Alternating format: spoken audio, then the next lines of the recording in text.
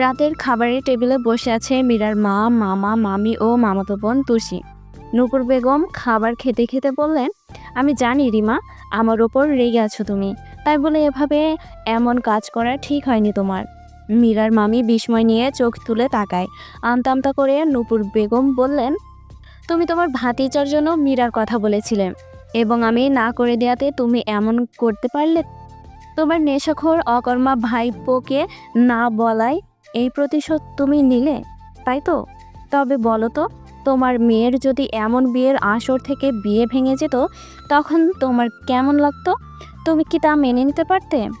আজ আল্লাহ সহায় ছিল বলে আমার মীরার একটা গতি হলো, না হলে ভেবে দেখো তো কত কিছুর সম্মুখীন হতে হতো আমার মেয়ের। মীরার মামা এতক্ষণ বোনের কথা শুনে অবাক হলেন এবং বউয়ের এমন কাজ করবে তা তিনি কখনোই কল্পনাও করেননি। কিভাবে পারলো এমন কাজ করতে? তিনি নিজের বউয়ের দিকে চোখ গরম করে তাকান, রূঢ় কণ্ঠে বলেন, আমি কি শুনছি তুষির মা? তুমি এমন কাজ কি করে করতে পারো? মীরার মামি চোখ জোড়া মাটিতে নিবদ্ধ করলেন, নিজের ভুল বুঝতে পারলেন। আসলে রাগের মাথায় কি করেছেন তা সে এখন বুঝতে পারলেন। আসলেই খুব খারাপ কাজ করেছেন তিনি। নিজের ভুল বুঝতে পেরে বললেন, মাফ করে দিন আপা, আমার ভুল হয়েছে। নূপুর বেগম কিছু বললেন না, খাবারটুকু শেষ করে নিজের রুমে চলে গেলেন। নিজের রুমে গিয়ে দরজা বন্ধ করলেন। চোখে মুখে পানির ঝাপটা দিয়ে দক্ষিণ পাশের জানালার সামনের রকিং চেয়ারে বসে বাইরের আকাশের দিকে তাকালেন। কিছুক্ষণ তাকিয়ে থেকে চোখ বন্ধ করলেন। বড্ড একা লাগছে আজ। এত বছর যে একাকিত্ব অনুভব হতো, আজ যেন তা ভয়ঙ্করভাবে রূপ নিয়েছে। একাকিত্ব যেন তাকে গ্রাস করে দিচ্ছে। একাকিত্ব যেন তাকে গভীরভাবে ঘায়েল করছে। ক্ষণে ক্ষণে মন বিষিয়ে যাচ্ছে, চোখ ঝাপসা হয়ে যাচ্ছে। অবশ্য একাকিত্ব তিনি নিজের মধ্যে মিশিয়ে নিয়েছেন, যেন একাকিত্বের সাথে তার গভীর সম্পর্ক। রুমে কারো উপস্থিতি পেয়ে চোখ খুলে তাকান। নিজের ভাইকে দেখে অতি যত্নে চোখের জল মুছে নিলেন। মীরার মামা সানিম হোসেন এগিয়ে এলেন, বোনের কাঁধে হাত রাখলেন। তুষির মার হয়ে আমি ক্ষমা চাইছি বোন। আরে ভাই, তুমি কি বলছো? যা হয়েছে ভুলে যাও। আমি ভুলে গিয়েছি, শুধু দোয়া করো যেন আমার মীরা সুখী হয়। সানিম হোসেন বোনের মাথায় হাত রেখে বললেন, তুই ঠিক আছিস তো? তুষির স্কুল আছে তো, তাই যেতে হবে। তুই একা থাকতে পারবি? একাকিত্ব যার রন্ধ্রে রন্ধ্রে, তার কাছে এই প্রশ্ন করা একদমই বেমানান।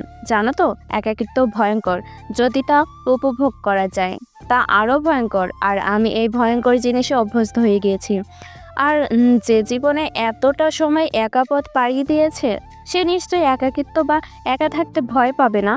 সানিম হোসেন চলে গেলেন। বোনের মুখে লেপ্টে আছে বিষাদের ছাপ। সানিম হোসেন চলে যেতে নূপুর বেগম বললেন, এক ভাঙা নৌকা আমি, আছি ভেসে কোন রকম নদীর স্রোতের তালে। নাই কোনো কুল, নাই কোনো কিনারা, কখনো যেন ডুবে যায় গভীর অতলে। মীরাকে কিছু বলতে না দিয়ে তাশফিক বেডের একপাশে শুয়ে পড়ল। এখন একটু আরাম প্রয়োজন। এত ঝামেলার যেন শরীর এবং মন দুটোই বেশ ক্লান্ত। মীরা বেশ কিছুক্ষণ নিজের জায়গায় থম মেরে বসে থাকতে পুরুষালী ভরাট কণ্ঠে তার মস্তিষ্ক নড়ে উঠল, এভাবে বসে না থেকে ড্রেস চেঞ্জ করে এসো। আর আমি প্রচুর টায়ার্ড, রেস্ট করতে হবে, তাই লাইটটা অফ করে দাও। মীরা তাশফিকের দিকে তাকিয়ে রইল। কেমন মানুষ রে বাবা, কোথায় বউয়ের সাথে একটু কথা বলবে, দু চার শব্দ বিনিময় করবে, তা না। মানছি যে বিয়ে হুট করে হয়েছে, যাই তাই বলে এমন হয়ে থাকতে হবে? তাশফিক এবার ইকরার দিকে তাকালো। দুজনের চোখাচোখি হলো। কাট কাট কণ্ঠে বলল, তুমি কি শুনতে পাওনি আমি কি বলেছি? মীরা কিছু বলতে যাবে তার আগে বেড থেকে উঠে রুমের লাইট অফ করে দিল তাশফিক। বিরক্তিকর কণ্ঠে বলল, বয়রা। মীরা ফুঁসে উঠল, কিন্তু কিছু বলার সাহস হলো না। কিন্তু মনে মনে প্রতিজ্ঞা করলো, এর প্রতিশোধ তো মীরা নিবে। এ লোক ও মীরাকে চিনে না। কথাগুলো ভেবে ওয়াশরুমে চলে গেল মীরা। দূর মসজিদ থেকে আজানের আওয়াজ আসছে, আর মোড়া ভেঙে উঠে বসলো মীরা। ওয়াশরুম থেকে ফ্রেশ হয়ে একবার ভাবলো তাশফিককে ডাক দিবে। পরক্ষণেই রাতের কথা ভেবে চুপ থাকলো মীরা। না বাবা, ডাক দিলে যদি আবার ঝাড়ি খেতে হয়। নামাজ শেষ করে বেডে তাকিয়ে দেখলো তাশফিক নেই। তখন ওয়াশরুম থেকে বের হলো তাশফিক। মীরাকে উপেক্ষা করেই নামাজ আদায় করতে বের হয়ে গেল রুম থেকে। নামাজ পড়ার পর কোরআন পড়ার অভ্যাস আজও সেই কাজ করে বেশ কিছুক্ষণ রেস্ট নিয়ে নিচে চলে এলো। সাইমা বেগম বসার ঘরে বসে চা খাচ্ছেন। চা ছাড়া যেন তার চলেই না। মীরাকে দেখে তিনি একটা হাসি দেন। মীরা এগিয়ে যান তার দিকে। এত সকালে উঠেছিস কেন মীরা? মামুনি, ঘুম ছুটে গিয়েছে। চা খাবি? তুমি জানো মামুনি, আমি চা খাই না। যা বাবা, ভুলে গিয়েছি, বয়স হয়েছে তো তাই। মীরা মামুনির কথায় হেসে দিল। দুজনে গল্প করতে শুরু করলো। তাদের মাঝে উপস্থিত হলো তাদের বাসার হেল্পিং হ্যান্ড রুবি। রুবি মীরার দিকে তাকায়, বলল, মীরাপু কখন আইলো? এত সকাল আইলো যে? কই খালাম্মার লগে নাই? না, মীরা কাল রাতে এসেছে। ভালো হয়েছে মীরা আপু কয়দিন থাইকা যান। আমার হাতের স্পেশাল ভর্তা ভাত খাওয়ামো আপনারে। মীরা এখন থেকে এই বাসায় থাকবে, তাই যখন মন চায় তখন বানিয়ে দিস। ও মা, কি কন আপনি খালাম্মা? শোন, তোর তাশফিক ভাইয়ের বউ সে, বিয়ে দিয়েছি দুজনের, সেজন্য মীরা এই বাসায় থাকবে। তাই আজ থেকে মীরাকে ভাবি বলবি। হাই হাই, কি কন খালাম্মা? ভাইজান বিয়া করলো কবে? ভাই না এতদিন বিয়া করবো না কইয়া অবরোধ করতো, তাইলে বিয়া করলো কেমনে?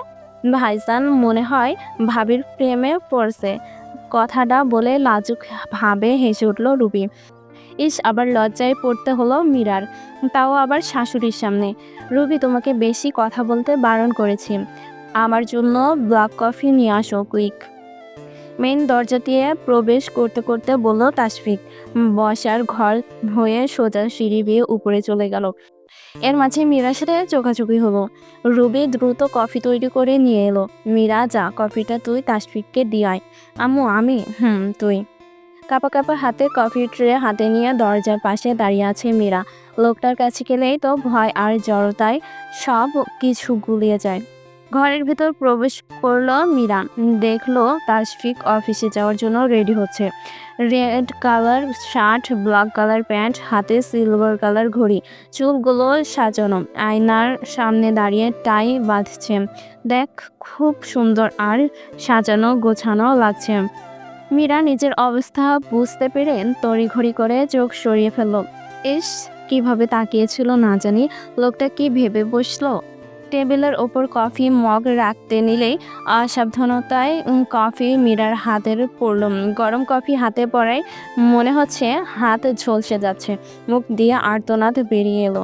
তাশফিক দেখেও না দেখার ভান করে চলে গেল। মীরার চোখ দিয়ে জল গড়িয়ে পড়ল। মা, রুবির যদি আমার জন্য কফি দিয়ে আসতে সমস্যা হয় তাহলে বলতে পারো, আমি নিজের কফি নিজে নিয়ে যাব। অন্তত এতে করে কারো হাত তো আর পড়বে না। সাইমা বেগমকে কিছু বলার সুযোগ না দিয়েই কিচেনে চলে গেল তাশফিক। কিচেন থেকে আইস কিউব নিয়ে রুমে গেল। আইস কিউব ও টুথপেস্ট মীরার সামনে রাখলো। মীরার দিকে তাকিয়ে রুড়ো কণ্ঠে বলল, আইস কিউব ও টুথপেস্ট লাগিয়ে নিও। নিজেকে গুছিয়ে নিয়ে রুমের দরজার কাছে যেয়ে পিছন ফিরে তাশফিক ঠান্ডা কণ্ঠে বলল, যে কাজ পারো না সে কাজ না করাই ভালো। আর যে কোনো জিনিস সময়ের ওপর ছেড়ে দিতে হবে। আমরা যতই এফোর্ট দেই না কেন, সময়ের ওপর ছেড়ে দিলে তার নিজ দায়িত্বে সব ঠিক করে দেয়। বলেই রুম থেকে বের হয়ে গেল তাশফিক। মীরা বোকার মতো হাঁ হয়ে থাকলো। কি বলল তাশফিক, তা তার মাথায় একটুও ঢুকলো না। রাতের খাবার টেবিলে একসাথে বসেছে সকলে। তাশফিকের বাবা তানজিম শেখ খাবার খেতে খেতে বললেন, তাশফিক, পরশু থেকে তুমি অফিস যাওয়ার সময় মীরাকে ভার্সিটিতে দিয়ে যাবে। আমি কেন? ড্রাইভার আছে, তাকে সুন্দর মতো পৌঁছে দেওয়ার জন্য। তোমার অফিসে যাওয়ার পথে তার ভার্সিটি, তাহলে প্রবলেম কোথায়? আমি চেষ্টা করব, তুমি তাকে পৌঁছে দিবে। কথা এখানেই শেষ। প্লেট বাটি সব কিছু গুছিয়ে মীরা রুমে এসে দেখলো তাশফিক ডিভানে বসে ল্যাপটপ কাজ করছে। মীরা ড্রেসিং টেবিল থেকে চিরুনি নিতে গেলে অসাবধানতায় তাশফিকের ফোন মাটিতে পড়ে গেল। ফোন মাটি থেকে উঠাতে উঠাতে তাশফিক বলল, এ মেয়ে, প্রবলেম কি তোমার? নিজের মতো থাকতে পারো না? আসছো পর থেকে একটার পর একটা ঝামেলা। আমি এবং আমার জিনিস থেকে 10 হাত দূরে থাকবে। চুপচাপ বিছানায় গিয়ে শুয়ে পড়ল মীরা। সে কি এতই খারাপ? কেন সবাই এমন করে তার সাথে? সে কি ইচ্ছা করে ফোন ফেলেছে নাকি? কতগুলো কথা শুনলো, এর প্রতিশোধ নিবেই নিবে। বদলোক একটা। মীরা বেডে বসে চুল চিরুনি করে ঘুমিয়ে গেল।